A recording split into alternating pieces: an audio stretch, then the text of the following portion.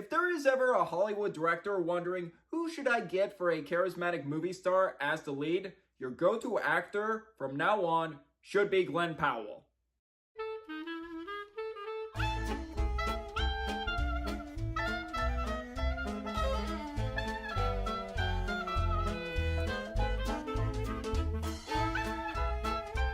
Hey movie buffs, I'm Jack Benner and welcome to my review of Twisters. Twisters is a new standalone sequel to the 1996 film Twister, directed by Lee Isaac Chung, starring Daisy Edgar Jones, Glenn Powell, and Anthony Ramos. The film follows our main character Kate, played by Daisy Edgar Jones, who has retired from storm chasing after a tragic event. Years later, she returns to Oklahoma to get back to storm chasing with a new team and technology. Before I start my review of Twisters, any new viewers coming across my channel for the first time, welcome to my channel. I am Jack Benner. I talk about movies on here. I do movie reviews. From time to time, I do some lists on here. So if you like movie content, you like what you see so far, definitely consider hitting that like and subscribe button for more exciting movie content.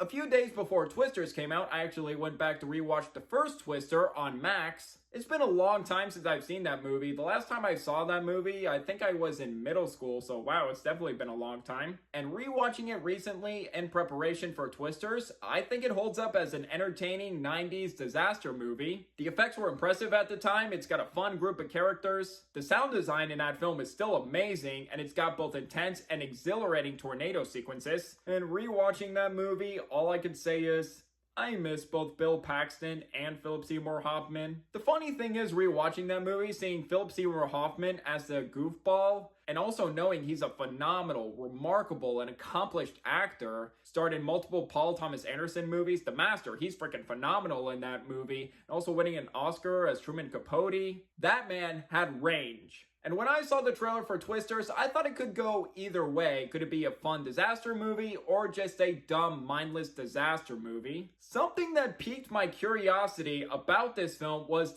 directed by Lee Isaac Chung, who directed Minari, my second favorite film of 2020. That is a beautifully told and moving drama from A24 with great direction and screenplay, a fantastic ensemble of actors. And I was happy, even though that was a pandemic year, it did receive 6 Oscar nominations and winning 1 Best Supporting Actress, the grandma in the film, who was terrific. If you have never seen Minari, I implore you to go watch that movie. It is fantastic. It's always an interesting challenge for a filmmaker to go from a smaller and personal film for Lee Isaac Chung with Minari to this $100+ million blockbuster movie. Could you succeed with that and make an entertaining blockbuster, or just show your inexperience behind the camera when it comes to that?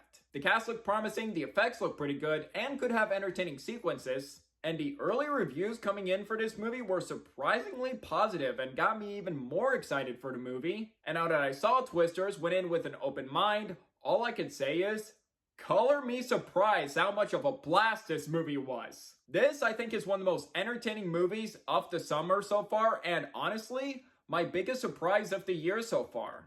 Let's start with the pros. First, starting with what I was very impressed with was Lee Isaac Chung's direction. He demonstrates that he has a strong grasp when it comes to crafting thrilling action set pieces without feeling out of his depth. Chung does an amazing job filming the tornado sequences, making them intense and visceral when you really feel how destructive and powerful they are. The action scenes are all very well shot, staged, and crafted, and also does a great job paying homage to the original Twister. There are a few similarities in the story, such as the opening scene giving a tragic backstory to our main character, a group of storm chasers, back and forth banter with our main couple, and also even the technological equipment from that first film, like Dorothy, being used again here. But it actually did a few things differently from that first film, and I think that was the right choice without feeling like a rehash and standing out on its own.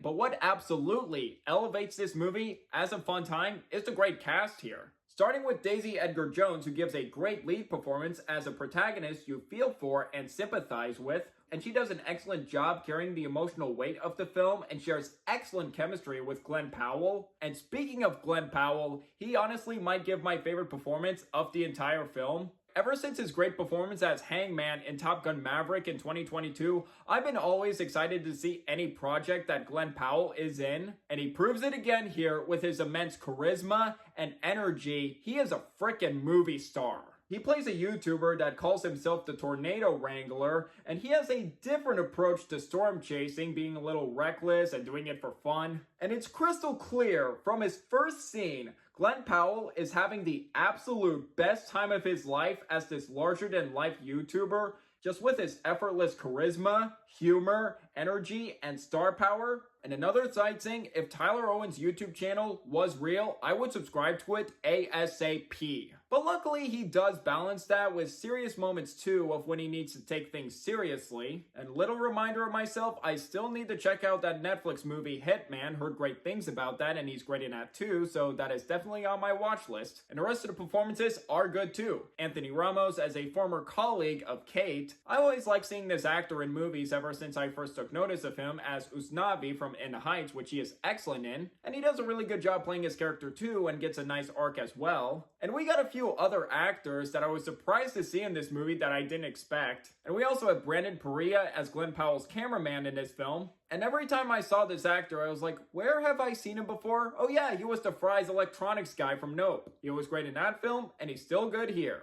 And another supporting performance I do want to mention because of next year, we have David Cornswet in this movie, and he does a good job playing this character who's just a dick.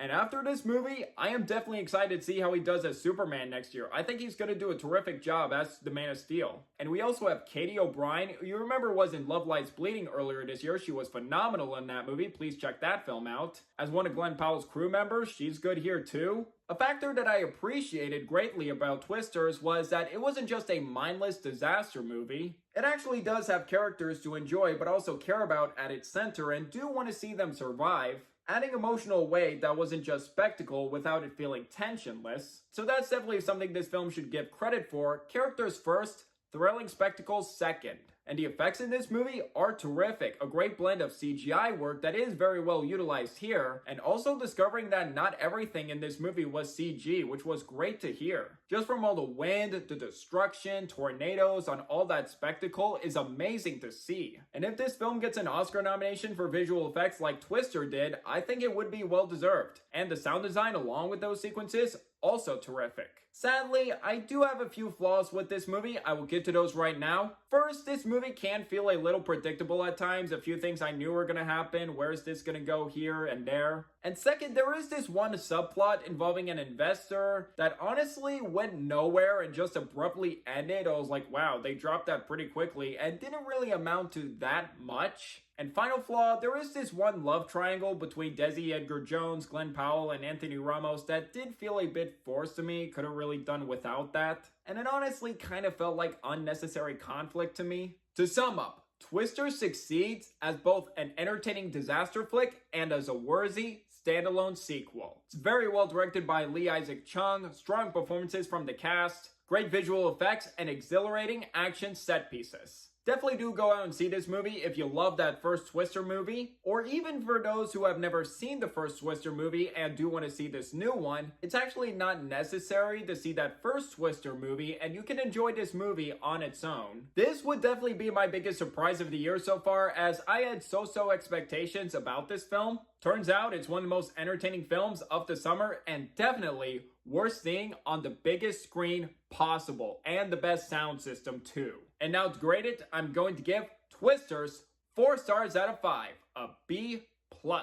I'm happy to hear on its opening weekend, it grossed $80.5 million at the box office, surpassing expectations. I feel like the 3 factors of that would be the positive reviews and word of mouth that helped this movie. And it also looked like a fun disaster movie that audiences have been craving for. And of course, the star power and charisma of Glenn Powell. I feel like that helped too. And also, biggest opening weekend for a disaster movie? That's great too. And it's actually right now the 3rd highest opening weekend of 2024 to Dune Part 2 and number 1 Inside Out 2. So even with Deadpool and Wolverine coming out this weekend, which I am pumped for, most likely that movie is going to make a killing at the box office. So even with that movie probably going to make $1 billion at the box office, I hope Twisters does have strong legs too and can still make money, because this is an entertaining movie that's definitely worth seeing in theaters, and I really hope that with Universal Pictures this year, with their releases such as Monkey Man, The Fall Guy, and Abigail, those movies have went to VOD and digital in a short amount of time and didn't really have enough time in theaters. I really hope that's not the case here, because I really hope this movie has plenty of time in theaters before it goes to streaming. So it's great that it's making that amount of money and becoming a box office success, because this film